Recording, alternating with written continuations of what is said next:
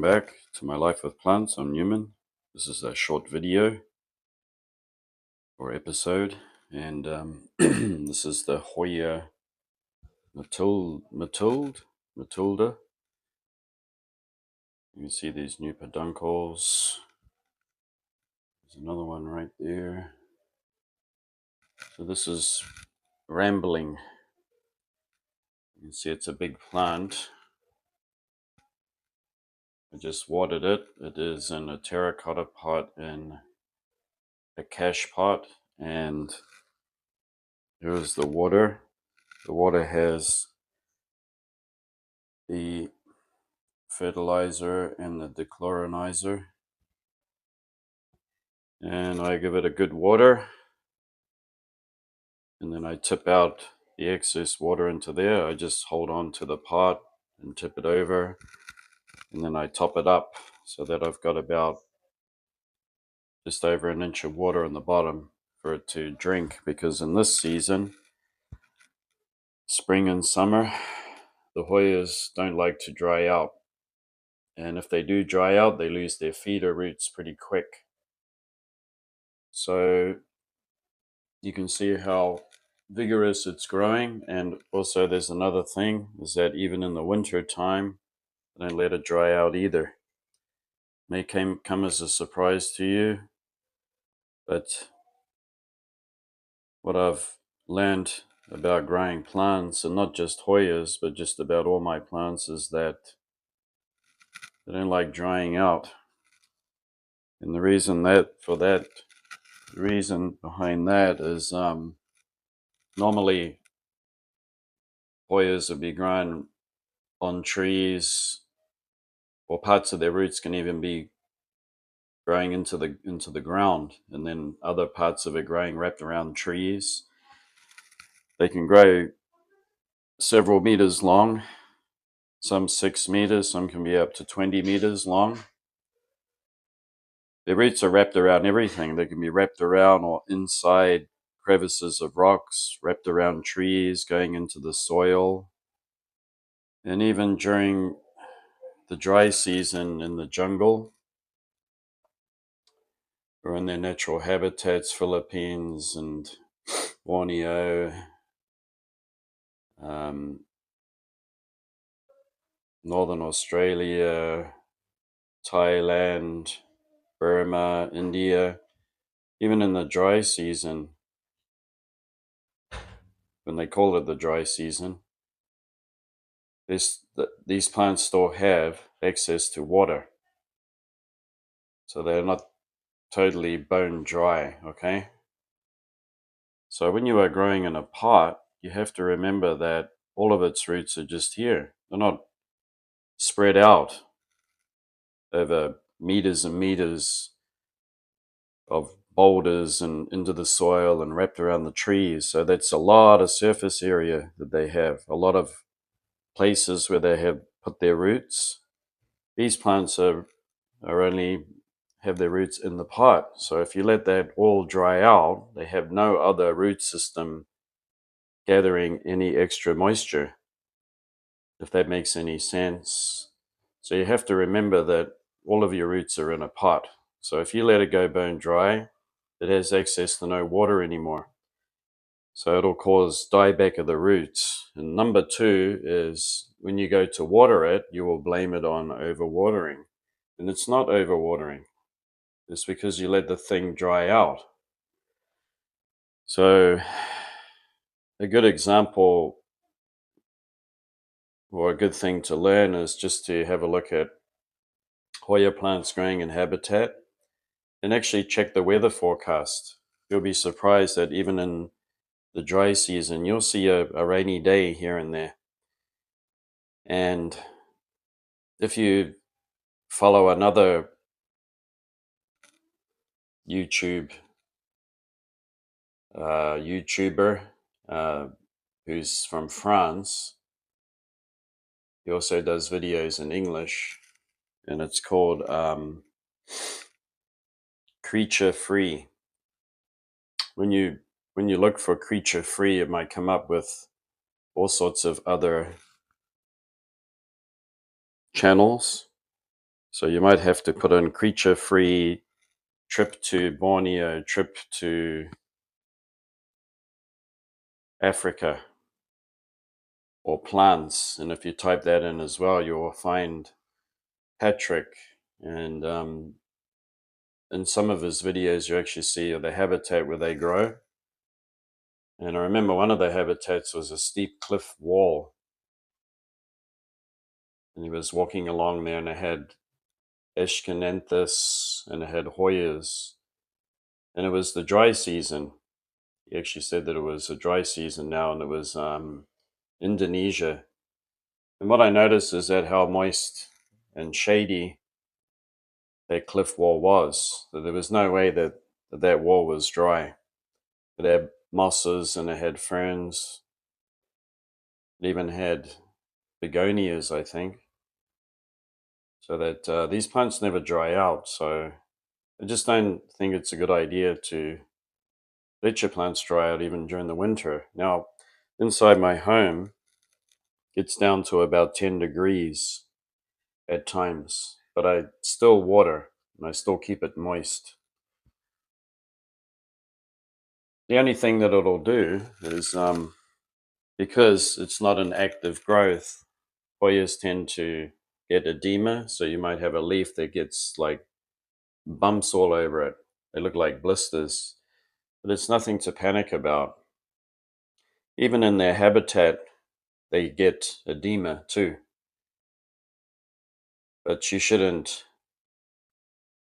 panic or anything. That's just because the plant has nowhere to put the water. So it just tends to put the water into its old leaves. And you still need to keep it moist. Don't let it go bone dry. Once the plant reaches dryness, so for this one, it's every week, I will actually turn this over. And if I see a little water dripping out of it, I know that it's time to water. A little bit dripping out of the reservoir. If I turn it over and there's no water dripping out and I don't see any moisture on the top, maybe I've left it too long. But in all cases, I do keep about an inch of water in the bottom there. So this is just a growing tip for you. Well, it's not a growing tip, it's a fact, of how plants actually grow. And you can see that from the springtime, it has put out all this new growth. The only time that I've repotted this, and I actually didn't, it wasn't a real repot at all, was that I slipped it out, all roots and all, in the soil in contact, and I put it into a terracotta pot. And it came from a plastic pot, but you couldn't call that a repot because usually when you repot, you put a plant into a bigger pot and you break away all the soil and you fill it up with fresh soil. But I didn't do that. I just stripped the whole thing out and put it in a terracotta pot. So this is really, really root bound. This whole thing is really root bound, and its nutrients come from fertilizer. And I know that it's not organic. It's produced to stimulate fast growth. But I do use dolomite lime because I use fertilizers. And fertilizers, you can see the salts. Those salts can be dangerous for your plants because what they do is they make it acidic. So you just have to remember, if you are eating a whole lot of food with a lot of salts in it, your tummy will become acidic too. What do you reach for? You reach for something like plain yogurt because you know from instinct what your tummy needs. This is like their tummy, the soil. This is their stomach. So they have all their feeder roots and everything inside that soil. So it's got to stay a nice balance. And the dolomite lime, you sprinkle it on there where you can add it to the water. And what it does is it puts the pH back to a happy 6.5 to 7. And that makes it easier for the roots to gather and take up all of the trapped minerals that are actually been trapped in there, because salts, when salts build up, they actually um, they produce a barrier. It's very hard for the roots to gather nutrients out of it. Then they get nutrient deficiency. So the dolomite lime will unlock magnesium and calcium, and there's a few other um, trace elements that I can't quite remember. And the results, you will see them. If this plant was declining and dropping leaves off, and if it had rot, then it wouldn't be from overwatering. It would be the pH is gone. Okay, the pH is gone out of whack, so it's getting too acidic. Or number two is I let it dry out and go bone dry. So what I mean by that is that I let it dry right out, and then I leave it for 1 or 2 weeks after that. And then when you water it, of course, it's already starting to lose roots, because why do plants do that? They do that to survive. They're not going to produce or waste their energy on new roots if they don't sense any moisture. Okay, so that can be quite complicated. I grow cacti too, and what I notice, what triggers off cacti's roots is the humidity. So they actually feel the humidity in the air and the warmth, which triggers them to make roots. So this plant being inside, the humidity isn't as great as it is outdoors. So it's getting drier and drier. So this plant will sever its feeder roots. It's the first thing it does. And the main roots will hold on there, and then you go and put water in, and those feeder roots actually become like a compost, or they start rotting, which gives off that odor. And so that's just what you have to remember is this was growing in nature. It would have its roots, I don't know, 5 or 6 meters this way, 5 or 6 meters that way, going trailing down, even penetrating some soil, going up the tree, up, 3, 4, 6, 9 meters up. It could even be pushing its roots into crevices or parts of the tree that have hollows in them full of soil or full of debris. It could even have its roots dangling, and they've attached onto boulders that are nearby. So it has all this root mass, massive root system. It can afford to lose some of it because it has a lot left over. And also there are a lot of bacteria, fungi, and insects busy eating all of its depleted or dying root system. In your pot, there's nothing to eat it, okay? So it's just going to go into compost and finish off your plant, make it rot. So you don't want that to happen. Okay, so I hope you enjoyed this video. And if you're wondering why I'm not tying it up, well, for some reason, this particular Hoya doesn't like it when I pull the tendrils up and try to wrap them around the wreath here. Every time I do that, no matter how gentle I am, if I was to just get this one or even this one, right, and gently put it down without any tension and just put that twist tie around it, the tip would die straight away. It would just, in a matter of days, it would die. So I let it ramble like this. And then once it's produced big peduncles and that stem is starting to harden off, and it's finished flowering, I will tie that back up. That's why I haven't done it. Yeah. But if I did have the space, I would have a different setup, and I would let it climb. And talking about repotting, the time that I actually put it into this terracotta pot, I didn't add any new soil, and this plant has been hanging around in this small pot for years and years and years. I must have bought this plant. Okay, so I can estimate how long ago it was, because it was in my it was in an area that I was previously working, and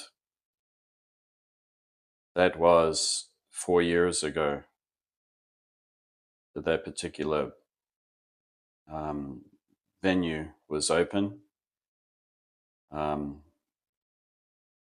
it was an old venue, and they had to break it, or demolish it after its lease. So it was about going on 5 years now, and you can add one more year on that, because there wasn't the year that that venue had closed down premises. So it's about five. It's been in here for 5 years. You could be in here for 5, 6, 7. I could get it to probably 8 years. Probably by then, it'll be struggling to even grow at all. And then I need to repot it. But repotting isn't what your plant needs. It needs those other things I was talking about.